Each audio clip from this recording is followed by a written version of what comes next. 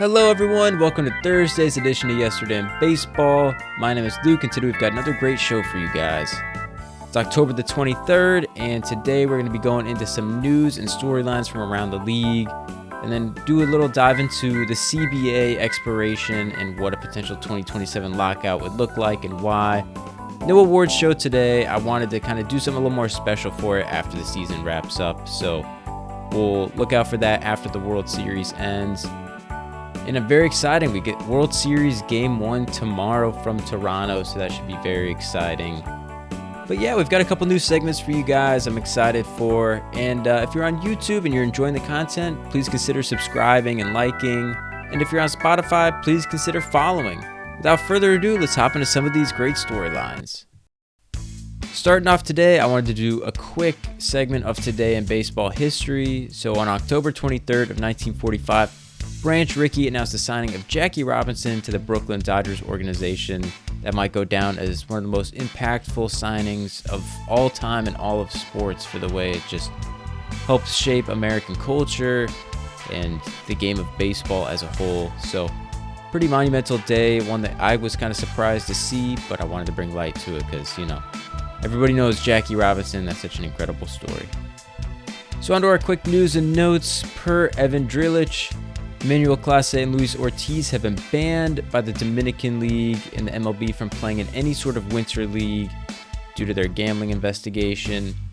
They both were kind of put on leave this summer as they were accused or being put under investigation of potentially gambling and affecting the outcomes of games depending on that. But currently Ortiz and Clase are suing the Dominican League, arguing that their banishment is in violation of the Dominican Constitution. So kind of crazy that there might be some constitution thing promoting baseball play. I don't know. So that's interesting. And then the 29-year-old Kazuma Okamoto from Japan will be eligible to sign with MLB teams this offseason. He played in the 2023 WBC for the gold medal winning Japan. He slashed .322, .411, a .581 slug to a .992 OPS with 15 homers in 77 games this year. And he has a career 277 homers across 11 seasons. Like I said, they'll be allowed to post him, meaning MLB teams will be allowed to sign him this offseason. So it should be interesting. Maybe like a Seiya Suzuki type player. But again, kind of older at 29. So we'll see. Hopefully he gets some good offers. Hopefully from someone other than the Dodgers, though, because that would be kind of lame if the Dodgers got another big international signing.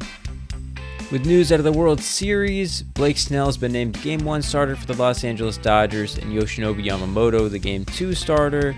Both of them are lights out in the championship series to a point where they only had to pitch one time each. So we'll see.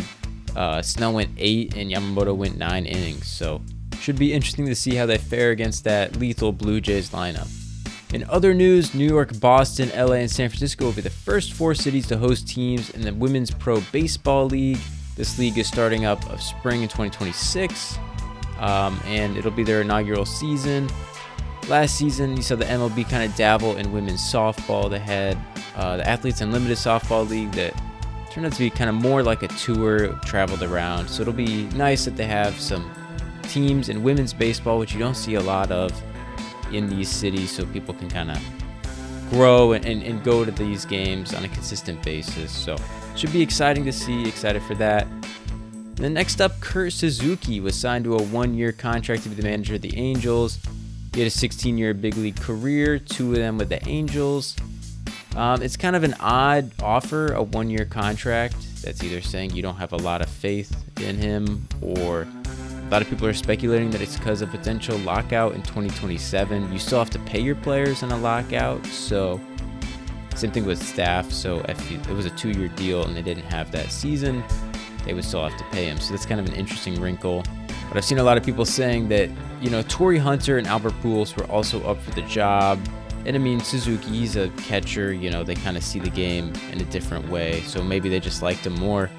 But it would make sense why Hunter and Pujols wouldn't want to be in for a 1-year deal, seeing that both of them might get offers to be managers from other teams. So we'll see. I feel like that's kind of rough for Suzuki, just 1 year to prove yourself on an Angels team that, hasn't been that great. But either way, happy for him. Happy for that signing. Should be interesting, and continuing to kind of try and cultivate a winning culture somehow in LA. So that's all we have from our news and notes from around the league. And now let's hop into our little segment on the potential 2027 lockout in CBA. So if you're like me and you follow baseball, I'm sure you've heard a ton of talk just about the potential 2027 lockout. So I'm going to kind of dive into why there's so much discussion about this. So in general, the current collective bargaining agreement between the owners and the MLB Players Association is set to expire on December 1st of 2026. And when a new agreement isn't reached before then, a work stoppage happens. So no games can be played, transactions can't be made. Nothing can happen in any organization until a new agreement is reached. So we saw this after the 2021 season.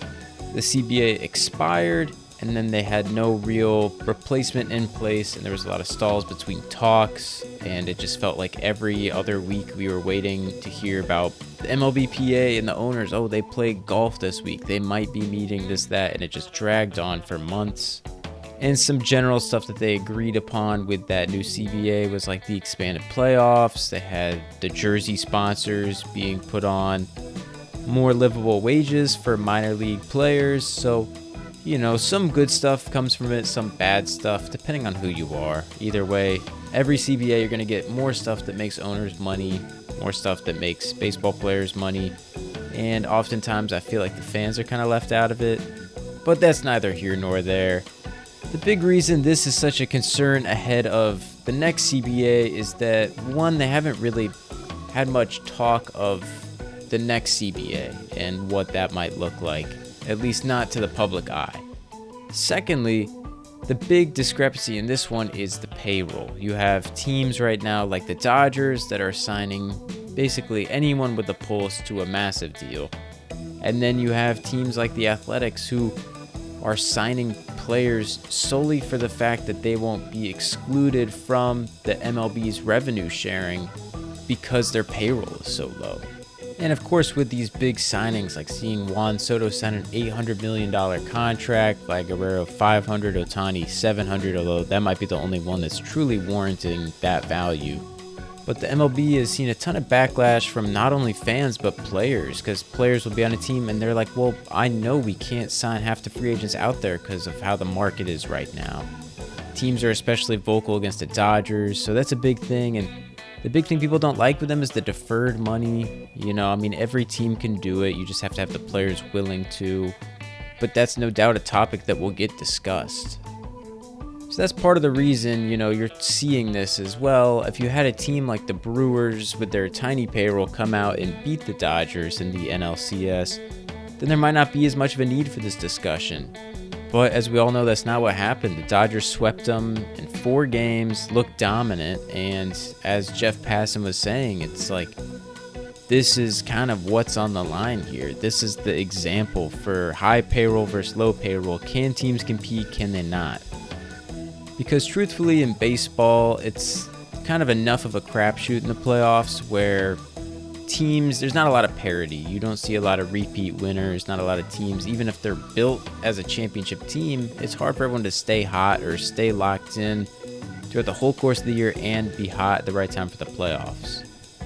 But I think we're seeing now with the Dodgers, they're kind of a perfect example of, well, now they have the money. They've built the best rotation in baseball. They've got a crazy lineup, and they're already saying that they're going to go out and get Kyle Tucker. Dave Roberts, who's obviously being facetious with this quote, but after clinching their World Series, I was like, hey, let's go out and ruin baseball even more. So again, he doesn't genuinely mean that, and truly, I would assume doesn't believe he's ruining baseball, but he wouldn't bring it up if that wasn't a major talking point. Even this year we had Rob Manfred. He goes around to different teams and has meetings in the clubhouse, and it was publicly known that he mentioned just salary cap once. Bryce Harper lost it and basically cussed him out, asking him to leave the clubhouse.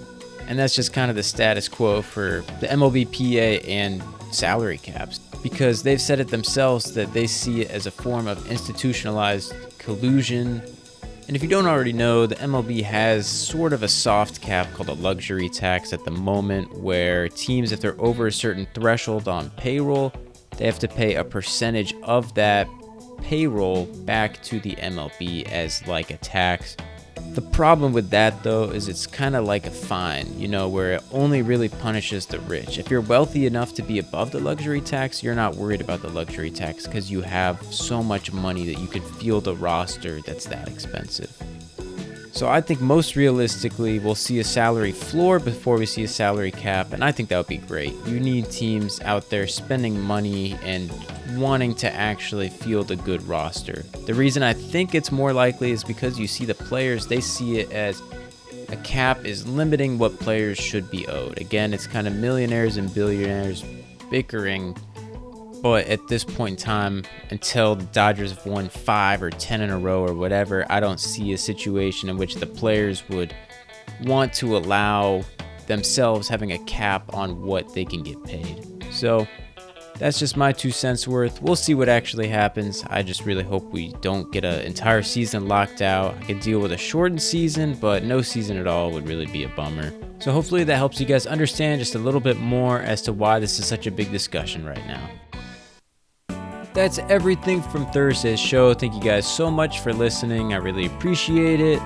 Coming up tomorrow, we have a World Series preview, deep dive into this Dodgers team and this Blue Jays team, as we have Game 1 tomorrow night. Blake Snell on the bump versus TBD on the Blue Jays as of now. It'll be interesting to see who they throw out there. I really hope we get a Scherzer World Series start. But so once again, I hope you guys appreciated the new format, kind of a lot of storylines and some general discussion about baseball. So thank you guys again. Hope you have a great rest of your day and hope to see you tomorrow.